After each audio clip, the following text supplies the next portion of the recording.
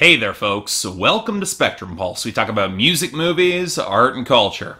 And today, we're going to be talking about the newest album from Lupe Fiasco, called DROGAS Light. So is anyone else getting the feeling that Lupe Fiasco is trolling all of us? Look, I've already made my complicated feelings on this Chicago MC public before. An imaginative and fiercely ambitious MC who never felt really comfortable with the mainstream due to his tendencies to indulge in all manner of twisty, cerebral weirdness. And the key word here is indulge. He has the same penchant for extravagant ambition that can make for incredible moments in songs like Prisoner 1 and 2, but can also lead you to the impression that despite good flows or good beats, his material is often more clever than outright insightful, which can be frustrating because when Lupe could focus on smaller subjects, he could make songs like Kick Push and Deliver, which allowed him to channel his underappreciated pop sensibility. When he did that, he made phenomenal songs. But at the same time, he's also got more than his fair share of big idea duds that don't really have the intellectual heft to back up all their pretensions. And sometimes he doesn't even have the big ideas either, which can be really frustrating. Yeah, if I had major concerns going into DROGAS Light, Lupe Fiasco's first fully independent hip-hop album, it was coming in the buzz that this was a refinement of his infamously contentious and very mainstream focus, Lasers from 2011, not aiming to be as cerebral or progressive. The problem is that I've heard Lupe do this sort of satire of mainstream hip-hop before back in 2014, and his commentary has never really all that impressed me, especially in comparison with artists who brought more real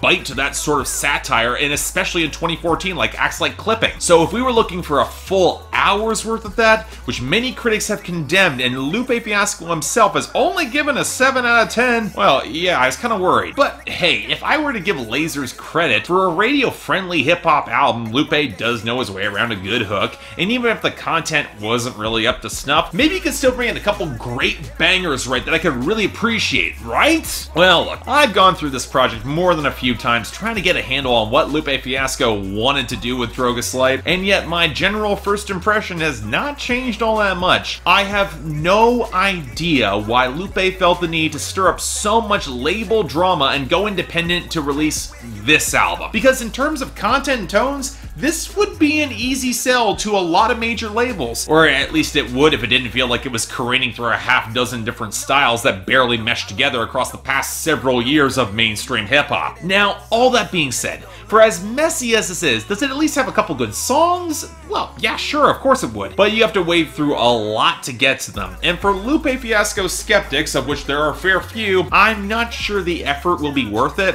At this point, I'm not really sure I can really blame them either. And because really, it's not like they don't have much of a point. But Lupe, he wasn't kidding when he said this project was looking to be an extension and a refinement of Lasers. Because if you were comparing this to the grand experimentation and layered progressive writing of, say, Tetsuo and Youth, this is very much a step towards simpler, borderline pop rap territory, while still using the fact that Lupe is a far sharper and more versatile lyricist to beat out the mainstream competition. And I don't think anyone's gonna argue that in terms of interesting flows and wordplay. Lupe is indeed a lot more interesting than your Migos or Ray Shrimmer, even if, especially on the back half of this album, he's got a penchant for slipping towards some corniness. Or at the very least, the feeling that the bars are not nearly as layered or sharp or insightful as they could be. Granted, some have already said that Lupe not trying is still often more interesting than so many other rappers could ever hope to be. But I'm also not really inclined to make excuses given that this guy can be conceptual and creative when he wants to be, and he showcases it in some cases on this album. Sure, he can go for bar and cram in references to Lord of the Rings on the opener Dopamine Lit, but then you have NGF, that's a sort of blunt commentary on the self-destructive behavior in the trap that shows a sort of hard-edged insight that Lupe could deliver to a mainstream audience. Similar case with the extended metaphor of Jump that I really like, where Lupe tells a story of being offered new success from this girl if only he can cater his material more to the trap, only then after a harrowing chase, he gets abducted by aliens only to find the actual bars and rhyming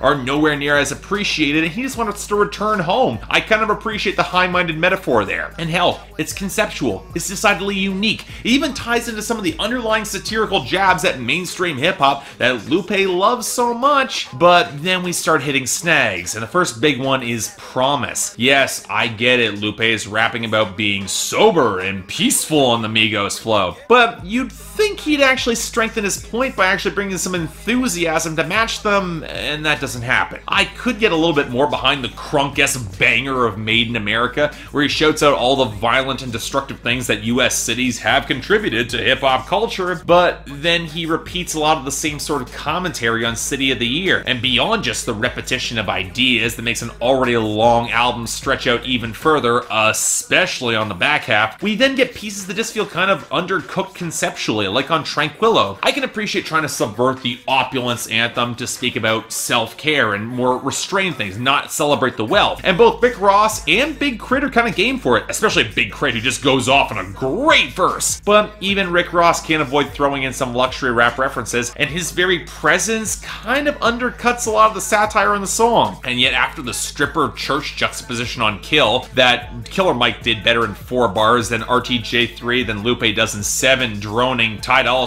driven minutes, it seems like any attempt at satire just goes right out the window in a series of bright, seemingly earnest, borderline pop rap love songs, including a pretty damn schmaltzy tribute to his mother to close the album out. Look, I get trying to subvert more mainstream hip-hop to spread a more positive vibe and ideas. It seems to be the theme. But I can't help but feel increasingly disconnected from the reality of the situation as this album continues into its final quarter, not helped by the space symbolism that makes a lot less sense the more you think about it. And some of the hooks really don't help matters. Dolla is tolerable on NGF, but his delivery really does feel overdone on Kill, and he's handily shown up by Salim, who continues the spacey dance funk vibes of It's Not Designed. And yes, I'll admit for a pop rap song, I kinda really dug Jake Torrey's delivery on the hook of Wild Child, but Sebastian Lundberg's hook on Pick Up the Phone just does not work at all. It's too thin, boyish, and it can't back up a closing line of pick up the fucking phone, especially when said hook is primarily in a major key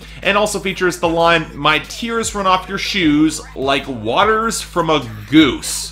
Seriously. But that overall lack of weight also plays into a big way into a lot of the production as well. Now, I'll always give Lupe credit for knowing his way around a good melodic hook and a halfway decent groove. And a fair few of these songs are saved by that more than I was expecting. And when this record does get a little bit darker, like the thicker trap vibe NGF, the squealing gothic synths on Made in America that does go pretty hard, the vocal sample anchoring Jump, even some of the faded ebbing synth layers that bring in Acron the bells to hold down Tranquillo, they do work for the sort of opulence that Lupe's trying to subvert. But he's always had a problem bringing in more texture and real grit to his production, blends coming together, and nowhere is it more apparent than here, where the majority of these synth tones have the sort of buzzy flavor that wouldn't be out of place between 2008 and 2010. And sure, they carry melody, but they also feel lacking in the low-end thickness to match the thudding bass hits and the sharper snares, which leads to a mix that's not quite as cohesive as it could be. Now, this is especially the case on the back half of the album, especially on Pick Up the Phone, which with the chiptune and the acoustic hook is way too sanitized and poorly blended to work at all. And that's not counting the steps towards a very spacey brand of funk that reminds me a little bit of K.R.I.T on It's Not Designed. But again, it's nowhere near as textured or full in percussion or the synth lines. And with a choppier electric guitar, it gets even more poppy on the chill vibes of Wild Child that, yeah, I actually kind of liked. But still, I know Lupe likes rock music, but his taste for guitar tones has more sizzle than actual bite to it. At least elements like the vocal distortion surrounding Rondo Number 9's verse in City of the Year, that sounds way too clumsy. And that's where we get the production choices like the abuse of the chipmunk voice on a high interlude from Simon Says. And really, Lupe, given that you give this guy 2 hooks on the album that are not that impressive, if you just wanted to hire Trey songs, he's not doing much of anything right now. That option is probably available. But really, the more I think about this project, the more I wonder why I'm giving it more consideration than it probably really deserves. Maybe part of it is because I am a fan of Lupe Fiasco. I admire his creativity, his desire to take big swings and even miss, his penchant for a lot of bombast. But let's be real here, this is a record of leftovers and cast-offs that were repackaged as a prequel for an album that might or might not drop this year as part of some sort of trilogy. Lupe promises a lot. And really, it's not like these problems are just on this album either. Lupe's production has always felt kind of underweight and not quite as well mixed as it should be. His records, they all run long,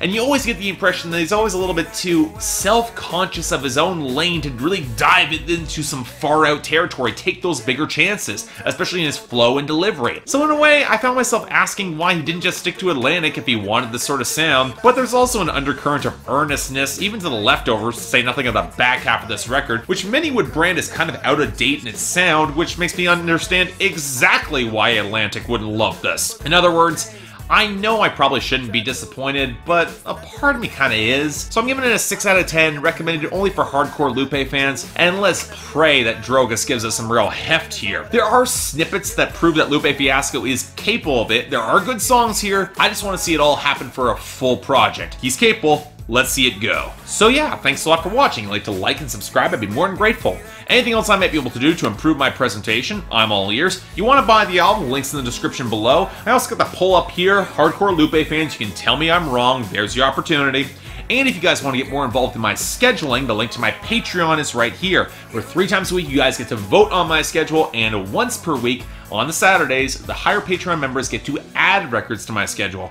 But you want more details? Information's right there. Till then, I'm Mark, you're watching Spectrum Pulse, and I'll see you next time.